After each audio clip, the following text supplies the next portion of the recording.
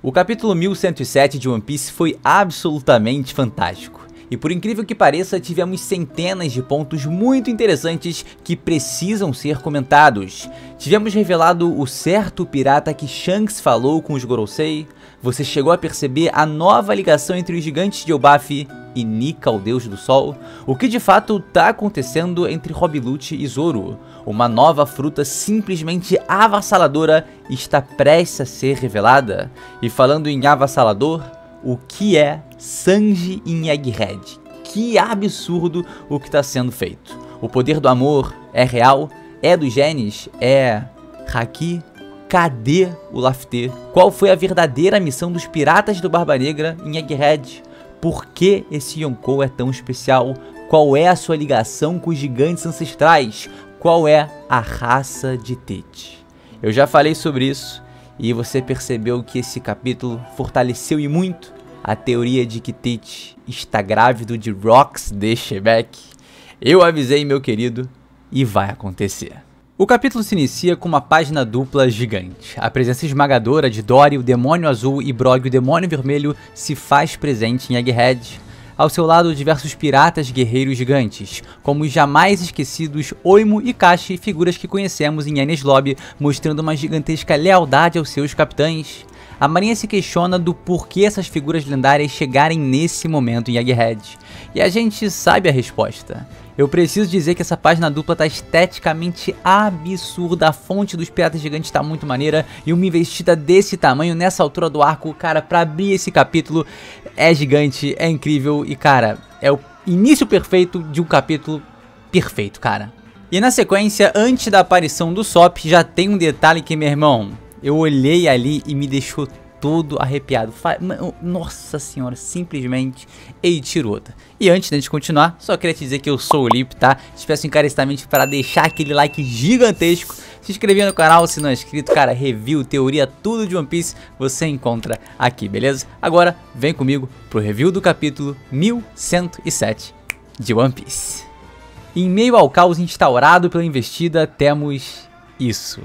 A gente já sabe que em diversas culturas de One Piece há a existência desse mesmo símbolo representado de diferentes maneiras. Para os povos celestes, o vemos presente em uma cresta de Skypiea, em Alabasta estampado em sua bandeira, em Wano cravado no escudo da família Kozuki, no reino Gyojin tatuado no braço do rei Netuno, tal como apresentado nesse gigante.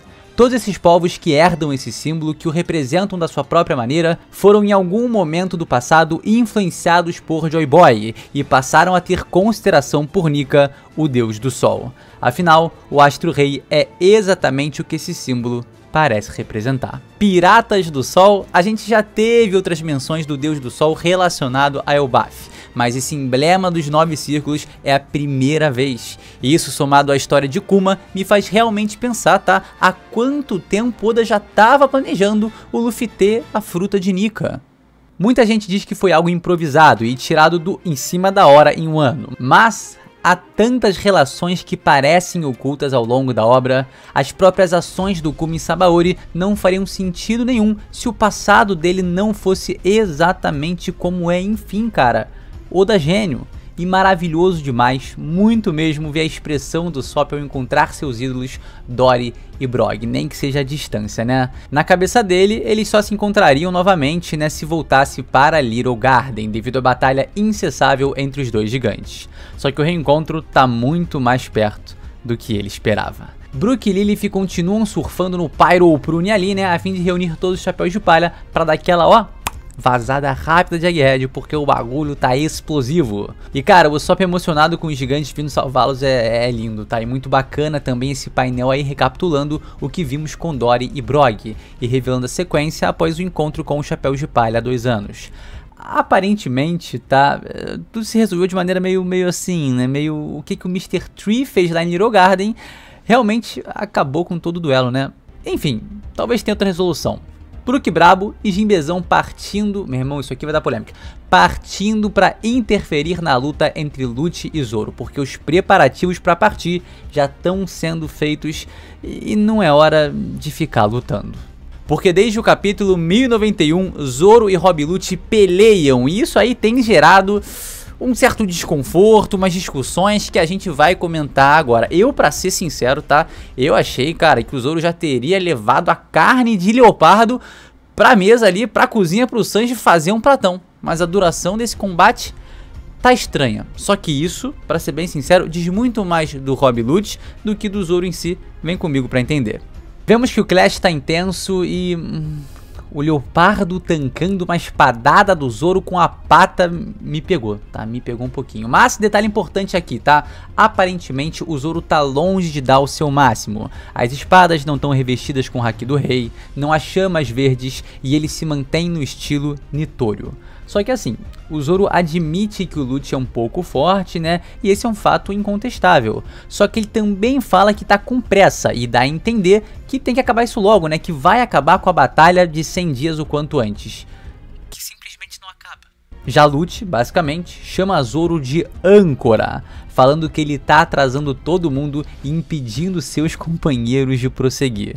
O agente da CP0 ainda ridiculariza os Mugiwaras simplesmente levantando uma das maiores qualidades deles, né? Que um sociopata como Lute jamais entenderia: a lealdade aos seus companheiros. Apesar dessa expressão facial entre os dois indicar que o Lute tá mais confiante, enquanto o Zoro parece um pouco mais intenso ali, né? As palavras de espadachim parecem indicar algo diferente. Meu irmão, tu acha mesmo que é você quem decide quanto tempo essa batalha vai durar? Pelo plano de fuga e sua primeira frase no capítulo, faz muito sentido que o Zoro termine logo a batalha, o mais rápido que puder, né? Se reúna ali com seus companheiros e, mano, mete o pé, ou pelo menos vai ajudar em outra frente, tipo contra Kizaru e o Gorosei Saturno. Só que parece que o Rob Lute está realmente dando trabalho e sustentando o combate. E assim, por um lado, né, parece que o Zoro tá realmente ganhando tempo, visto que enquanto o Lute tá na forma despertada e partindo pra cima, o Zoro nem haki do rei tá revestido nas espadas. Mas por outro lado, meu irmão, que tempo você tá ganhando aí? Não faz sentido nenhum isso. Será que o Zoro acha ou sabe que se derrotar o Rob Lute, ele logo vai se levantar de novo por ser um Zoan despertada e pode acabar colocando seus amigos em risco, criando um fator surpresa desfavorável a seus nakamas? É uma possibilidade, mas meu irmão, só ganha disso logo, mata esse bicho aí na tua frente. E ó, eu acho que não, tá? Mas talvez, realmente, o Zoro só esteja viajando na maionese e achando que, cara, segurar o Lute é o melhor a se fazer agora. De todas as formas, é o que eu disse. A duração dessa batalha diz muito mais sobre o Rob Lute do que sobre o Zoro, porque a gente já viu do que o nosso espadachim é capaz de fazer, né? Sabe que ele é absurdamente forte, enquanto o Lute só tinha sido absolutamente macetado pelo Luffy, que é um Yonkou. Agora, lutando tanto tempo contra o Zoro, dá pra ter uma estimativa melhor ali, né, de onde tá o nível de força do cara. Abaixo do Sanji, certamente. Não, mas vamos lá. Pô, papo reto. Beleza, eu dei uma passadinha aqui de pano, mas, meu irmão, Zorão, chega aqui, Zorão. Resolve, mano. A gente confia em você. Pô, a gente viu o que ele fez em um ano, pelo amor de Deus. Era mitada atrás de mitada, capítulo atrás de capítulo, só coisa sinistra, só coisa insana. Vamos lá, Zorão. A gente confia em você, pô. Voltamos para a costa de Egghead, onde somos informados do estrago que os piratas gigantes foram capazes de efetuar, e como a marinha vai responder a isso. Também descobrimos que esse vice-almirante, que eu carinhosamente apelidei de Romero Simpson, se chama Red King, né, que é uma referência a um dos antagonistas mais icônicos de Ultraman, que se chamava exatamente Red King. O pescoção dele, cara, isso é genial, o pescoção dele todo papudo é exatamente como o desse monstro terrível. Inclusive, através dessa referência, a gente pode ter uma dica muito forte de sua própria Akuma no Mi, a Kaiju no Mi, a fruta do monstro gigante ou do monstro estranho. Porque King Red, né, é um kaiju, e kaiju é uma palavra japonesa que significa literalmente monstro estranho. E geralmente tá associado aí, né, a monstros gigantes. Eu acharia muito legal, tá, se ele realmente conseguisse se transformar num Godzilla lá gigantesco e partisse pra cima dos gigantes numa batalha colossal, mano. Esse é um bagulho meio Megazord e tal, eu acho que ia ser bem bacana, tá? Isso sim seria algo digno de um vice-almirante. Tá ligado aquele gap que tem entre o vice-almirante e o almirante, sem contar o Garp, né, que é vice-almirante, só que tá num nível elevadíssimo?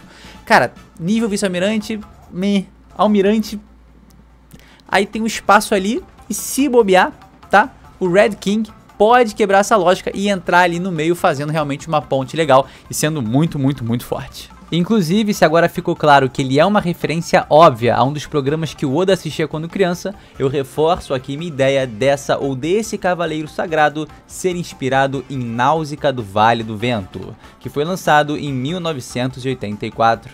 Inclusive, certamente algum desses vice-almirantes aí também fazem referência a alguma mídia já existente que o Oda se inspirou.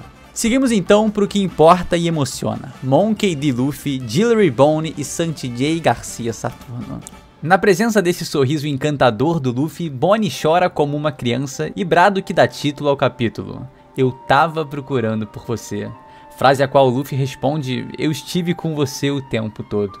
E por mais que essa frase pareça simples e até um pouco cômica, ela tem uma profundidade gigantesca quando a gente pega o contexto de Kuma e Bonnie. Nika, Deus do Sol, esteve com eles o tempo todo, na alegria e nas lamúrias, vivo na fé de pai e filha, os fazendo seguir em frente, acreditando em um amanhã melhor, com a esperança de novos dias. A partir do momento que seus corações foram tocados por Nika, Luffy esteve lá. Luffy esteve lá o tempo todo. Mesmo quando Bonnie chegou a duvidar, quando sua fé pareceu se esvair, o Deus do Sol estava presente. E ele ter essa linha de diálogo no seu primeiro encontro com a Bonnie quando tá na forma Nika é reforçar demais essa linda metáfora. Se Nika é por nós, quem será contra nós? Acredito que para aqueles que têm fé nessa divindade, a influência do Deus do Sol em suas vidas tá sempre presente com eles o tempo todo. E da simplicidade de um diálogo com mais camadas do que parece, somos jogados a uma oportunidade perdida pelo... Desculpa, mas eu tenho que falar, tá? Eu preciso ser sincero aqui, uma oportunidade linda, maravilhosa, sensacional, perdida por Eiichiro Oda. Essa é a primeira vez que o Luffy tá ouvindo sobre Nika, né? E eu tinha certeza que quando alguém falasse pra ele de Nika, falasse o termo Nika, ele responderia: carne? Porque carne é Niku em japonês e parece muito com Nika. Senti falta dessa brincadeirinha aí, né? Porque pra mim, cara, é 120% a cara do Luffy. Mas a sequência é muito, muito melhor do que a gente pensava. Por motivos de Bonnie Mugiwara, aprendiz do bando. Luffy chega na sua pupila ensinando como se deve dar um verdadeiro porradão na cara de um bucha sem tamanho igual Saturno. E tome, cara, o Gorosei até tenta dar aquele golpe mental ali no Yonkou, mas é insignificante. Parece até um inseto, né? Talvez o Luffy não tenha cérebro pro Saturno acertar. O mais importante é: primeira lição da aprendiz Bonnie no bando: é assim que se soca um Tenryubito. Inevitável pensar como o Luffy é fantástico, cara, principalmente na quinta marcha, e como o Jay Garcia chegou prometendo esmagar tudo pela frente, e pela segunda vez é feito de bucha máximo, um buchão desse tamanho, grandão assim, ficou com a cara amassada depois desse golpe fantástico do Luffy, que o fez voar pras cucuias. E enquanto a gente se emociona com a Bonnie e sorri com o Luffy, Vegapunk tá na pior. Parece que a previsão de Shaka no capítulo 1064 de que ele morreria não se limitava apenas ao seu corpo de satélite, mas sim também ao Vegapunk original.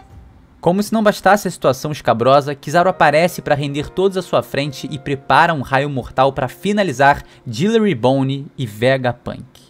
E há dois pontos muito importantes de comentar aqui, tá?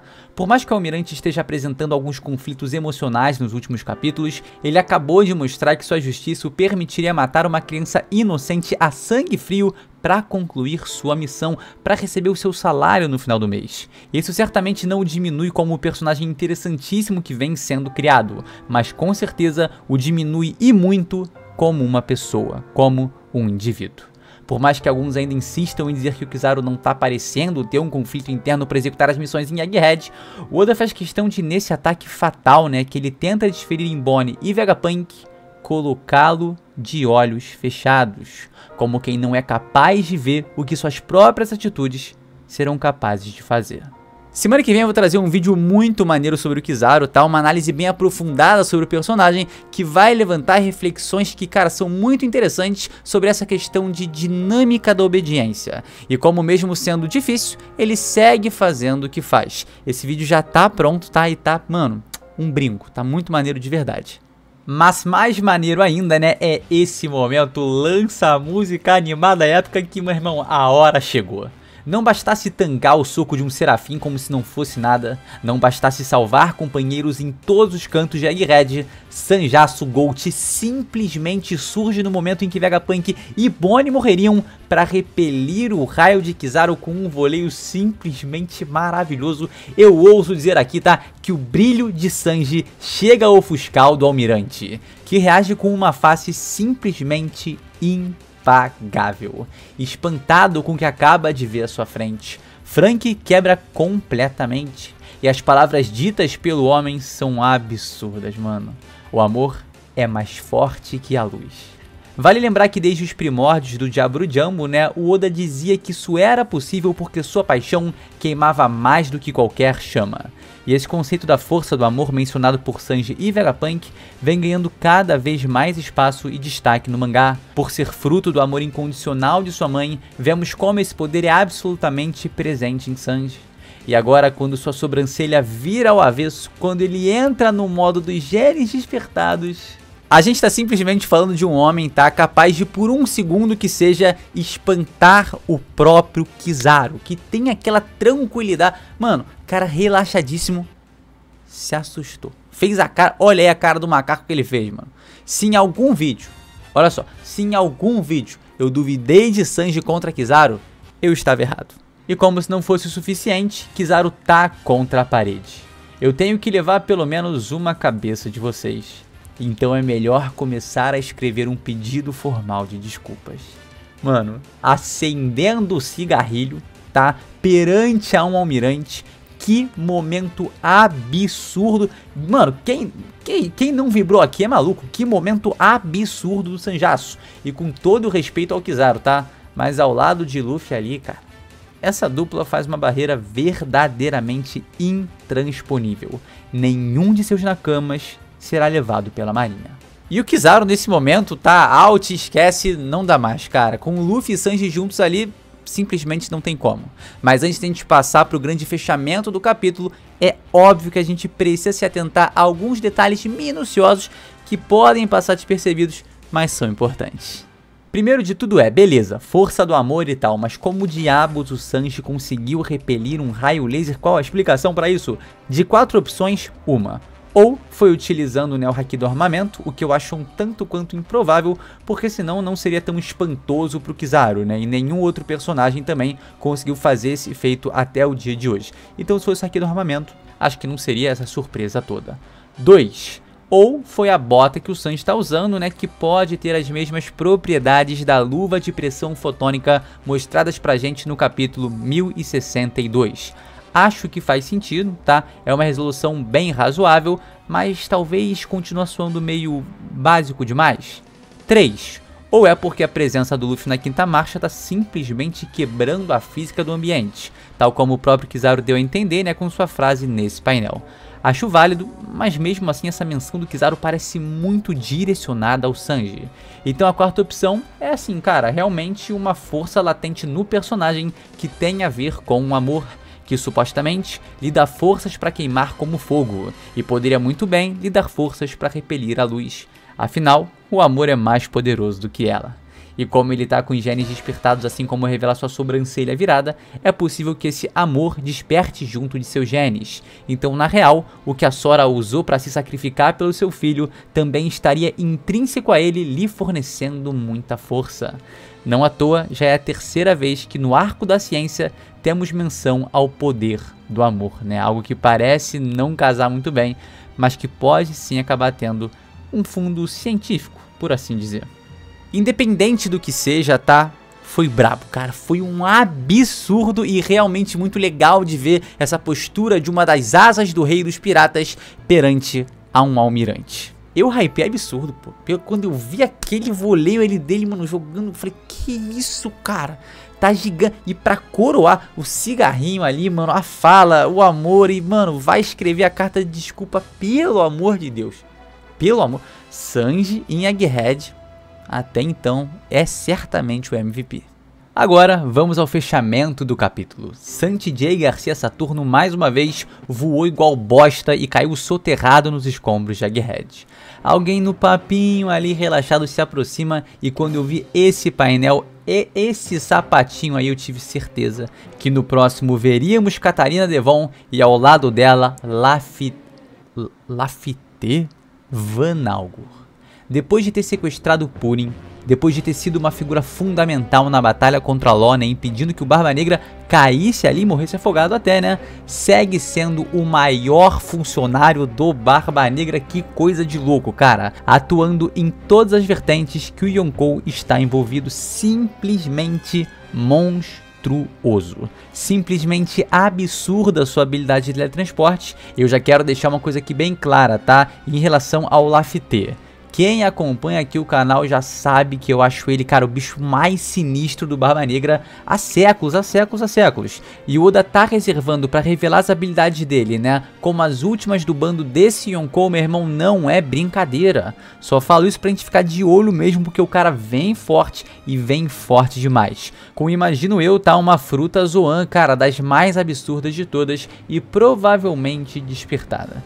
Enfim, aproveitando a debilidade do velhote, que mais tá parecendo... Mano, isso aí é brincadeira, né? O cara tá precisando de uma bengala pra se levantar. A idade chega pra todo mundo normal. Catarina Devon se aproxima e... Missão concluída. Mas não sem antes questionar que tipo de habilidade deliciosa é essa do Gorosei. E aqui já tem muita coisa, tá? Então antes da gente falar sobre a conclusão dessa interação de Saturno com os Capitães Titânicos, que é, cara... de explodir a cabeça, a gente tem que entender melhor essa missão concluída e a classe da habilidade do Gorosei. Essa frase da Devon é um pouco estranha, né? Porque pra mim parece muito óbvio uma usuária de fruta Zoan mítica falar algo como outra Zoan mítica então? Ou uma Zoan mítica então? Só que Oda faz questão de dar margem pra não ser. Pra ser realmente uma habilidade inerente dos Gorosei, como se eles fossem realmente espécies de demônios primordiais, com talvez Imu-sama sendo a fonte inicial de todos esses poderes. Oda tá sim flertando com essa ideia de não serem habilidades de frutas, mas sim verdadeiros monstros. Então também é bom a gente ficar de olho, tá? E o outro ponto é, missão concluída? O objetivo deles de ir até Egghead era pra tocar no Saturno? Como eles sabiam que o Saturno iria pra lá, sendo que eles foram no dia anterior? Como eles sabiam que Saturno iria pra lá, se a própria Devon comenta que nunca ouviu falar de um Gorosei que veio pra superfície, cara? Parece que eles na verdade tinham como parte de um plano maior do Barba Negra ter a Catarina Devon em contato com o Gorosei em alguma altura, né? Pra conseguir assumir a aparência dele. E na sorte, como essa frase aqui da Devon explicita, os seus caminhos se cruzaram com o dele. Mas esse não foi o objetivo primário para eles terem ido para Egghead, a não ser que o Barba Negra tenha previsto de maneira absurda que o Saturno estaria lá. Dito isso, qual era o objetivo deles então? Eu achei que eles iam levar a York, né? Mas não estão levando nenhum corpo aparentemente. Será que eles pegaram algum pendrive com os estudos de Ohara do Vegapunk? Será que eles fizeram algo com a fonte de energia de Egghead? Essas são algumas possibilidades aí que me passam pela cabeça, mas eu tô realmente muito curioso para entender porque não foi pelo Gorosei. Eles não foram lá especificamente pelo Gorosei, mas calhou de ter essa presença e calhou deles fazerem essa outra missão aí que se englobou nessa, né? Agora, qual era a principal? Qual foi a primeira missão que eles vieram realizar em Egghead? Mas supondo que de fato a Devon foi pra lá pra tocar no Gorosei, né? Agora ela já tocou também, então fica a mesma pergunta. O que ela poderia fazer com isso? Primeiro, passar a ordenar todos os pacifistas. Segundo, usar da sua presença e influência em diversas ocasiões possíveis para ordenar, comandar e manipular pessoas. Terceiro, e talvez o mais interessante de todos, acessar o tesouro sagrado de Marejoa. Pois é, e para fechar essa interação com chave de ouro, temos 3 informações mais quentes que o magma de Sakazuki. A primeira é Saturno questionando Devon sobre prisioneiros do level 6 de Impel Down se tornarem subordinados de um homem. A resposta é apenas uma. Teach é diferente, a qual o próprio Gorosei complementa, assim como sua linhagem. E olha só que raciocínio interessante a gente consegue criar aqui, né? Porque assim, o Gorosei tá falando que já conhece a linhagem de Teach, só que ele era um órfão ali jogado à mercê do mundo. Então os caras não deviam ter algum registro dele nem nada muito específico. Então a informação tem que ter partido de alguém dos mares, alguém que o conhece, para os Gorosei. E eu tenho a aposta perfeita. Lembra do certo pirata que o Shanks mencionou? Pois é, ele muito provavelmente foi falar de Marshall the Teach com os Gorosei e ali, né, foi falando sobre as verdades desse homem que o próprio Ruivo teme. Então essa linhagem dele tem tudo a ver com isso. E essa informação chegar aos ouvidos dos Gorosei, certamente foram através das palavras do Ruivo. E na sequência os questiona sobre o verdadeiro objetivo deles após fazerem tantos movimentos misteriosos. A resposta é apenas uma: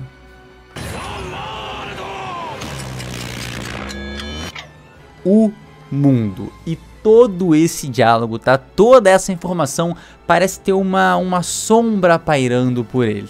A sombra, obviamente, de Rox de Shebeck. Além do desejo bradado de Devon e Algor ser o mesmo que Shebeck buscava, dominar o mundo e se tornar o rei do mundo, Saturno não imaginava que os prisioneiros do level 6 de Impel Down pudessem se subordinar a alguém, mas eles assim o fazem porque Teach é especial, exatamente como Shebeck também era especial. Até falarem dos piratas Rox, ninguém nunca tinha imaginado que Chique, Kaido, Big Mom e o próprio Barba Branca seriam tripulantes subordinados de um único capitão. Acontece que Shebeck é diferente, assim como Marshall the Teach. E aqui entra um ponto que eu não posso deixar de mencionar.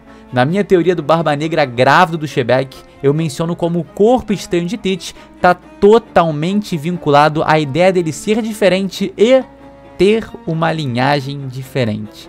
A passos largos, cada nova informação relacionada ao Barba Negra, essa teoria vai chegando mais perto de se concretizar.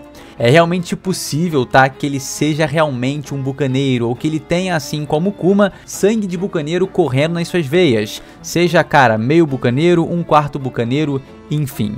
E é por isso que o Oda, nesse momento, tá trabalhando o corpo diferente dessa raça, tal como também tá ocultando ali, mas plantando pistas do que é a habilidade especial que eles possuem. Meu irmão, vai dar uma conferida de novo na teoria do Barba Negra grávido, velho. Isso aqui tá ouro, cara. Tá acontecendo, tá acontecendo. Olha no fundo dos meus olhos, porque a verdade está cada vez mais próxima. O Shebeck tá dentro do Barba Negra. Não é ele, são eles. Sankokoro, ele ter 3 almas, ligações com o Shebeck. Gente, são mais de 20 minutos, tá? Só disso nesse vídeo aí, então até pra resumir aqui fica muito. Mas eu tenho certeza que você já tá ligado e também já tá convencido de que essa teoria é canon. Cada dia que passa, mais e mais e mais ela se fortalece. Eu, ó, põe minhas fichas nela. Então, se o Teach for de fato um bucaneiro, como eu já mencionei antes, isso explicaria perfeitamente essa frase do Marco falando sobre o corpo estranho que ele possui.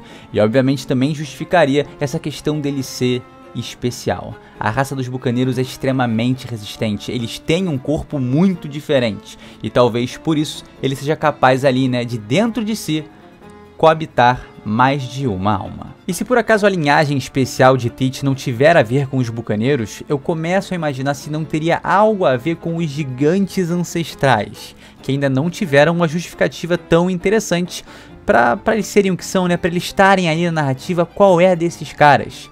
E por que eu desconfio disso, tá? Bom, primeiro que lá em Thriller Bark, o Moria fala uma coisa que sempre me deixou um pouco encucado, mas também não tem nada demais. Ele só fala que o lendário país dos gigantes ancestrais foi conhecido como um país de vilões. E Barba Negra é o grande vilão de One Piece. Mas mais importante que isso, tanto Ors como Ors Jr., né, ostentam adornos com 3 caveiras que remetem perfeitamente a Julie Roger de Teach. Será que essa relação das 3 caveiras tem alguma coisa a ver? Enfim, o sonho de conquistar o mundo é o sonho herdário de Shebeck. É o sonho de realizar o que ninguém nunca foi capaz, e isso talvez nos mostre conhecimentos que o Barba Negra possui que nem mesmo os revolucionários sabiam. É possível que Teach saiba da existência de Musamar, saiba que existe um governante nesse mundo e, acima de tudo, saiba que quer tomar o seu lugar. Mas mesmo que não saiba dessa existência, Barba Negra eventualmente descobrirá e assumirá o trono que deveria permanecer vazio. Eu sei que pode soar estranho falar isso, tá? Mas eu sou 100% adepto da ideia do Barba Negra conseguir se tornar o rei do mundo e, obviamente, o Luffy se tornar o rei dos piratas, tendo então o último combate envolvendo, né, os dois reis. O Tite é o vilão final perfeito. Tem uma construção maravilhosa, é estrategista, às vezes imprudente, cresceu em paralelo com o protagonista e é o contraste absoluto do Luffy, mas ao mesmo tempo tem a mesma crença em sonhos e liberdade para si. Definitivamente é o sol contra a escuridão. Essa para mim é a grande batalha antagônica em One Piece, que será representada por Monkey D. Luffy e Marshall D. Tite. Barba Negra pode tomar o trono de Imu, mano. Vira o rei do mundo relaxado. Cria o cenário perfeito para a última batalha perfeita para esse mangá perfeito. Eiichiro Oda, eu te amo. E nesse momento eu torço pro Barba Negra conseguir realizar esses sonhos. Pra gente poder ver ele, mano. Quanto mais alto, maior a queda. Vai cair do trono. Lá de Marejô. Vai ser muito épico isso, cara. Vai ser muito épico. E como se não faltassem recursos, agora Tite será abençoado com a presença nojenta de Caribou para lhe informar sobre Shirahoshi ser Poseidon, Plutão estar em Wano, e assim, com as informações de um personagem que foi introduzido no início do Novo Mundo, a maior guerra de todos os tempos, pelo One Piece, pelo título de Rei dos Piratas, pela humanidade e por seus companheiros, começará. Será que não é o Barba Negra que vai causar destruição da Ilha dos Tritões como Madame Shirley previu? Será que não é Marshall D. Tite que irá forçar o Wano a abrir suas fronteiras contra a vontade de seu Shogun? O homem Taquapurin que pode despertar e ler os poneglyphs. Agora fechou com Caribou, que tem milhões de informações sobre as armas ancestrais. O lendário herói da marinha Monkey D. Garp virou sua moeda de troca. E Devon pode simplesmente se transformar em um Gorosei. Seja qual for o plano dele para se tornar o rei do mundo, foi muito bem pensado e eu realmente quero ver se realizar. Essa é a construção do vilão final de One Piece, aquele que cresceu em paralelo com o Luffy e paralelo a ele conquistará um título gigante. Só para depois tomar um pau do Luffy. Eu acho que esse seria um cenário simplesmente majestoso para finalizar essa obra maravilhosa que é One Piece. E esse foi o review do capítulo 1107 dessa obra maravilhosa, e eu espero que você tenha gostado. Não esquece, por favor, like, beleza, deixa o like, mas mano, eu quero saber a sua opinião. Eu quero o seu comentário, eu quero ler as suas ideias. Deixa um comentário aí, mano. Deixa, gostou do vídeo? Gostou do review? Deixa um comentário, fala o que você mais gostou pra mim e o que você consegue contribuir também aos meus pensamentos, beleza? Te agradeço do fundo do coração por me acompanhar até aqui e a gente se vê sem sombra de dúvidas. Aonde? Num próximo vídeo. É isso, galera. Valeu, tamo junto demais. Obrigado. Sim!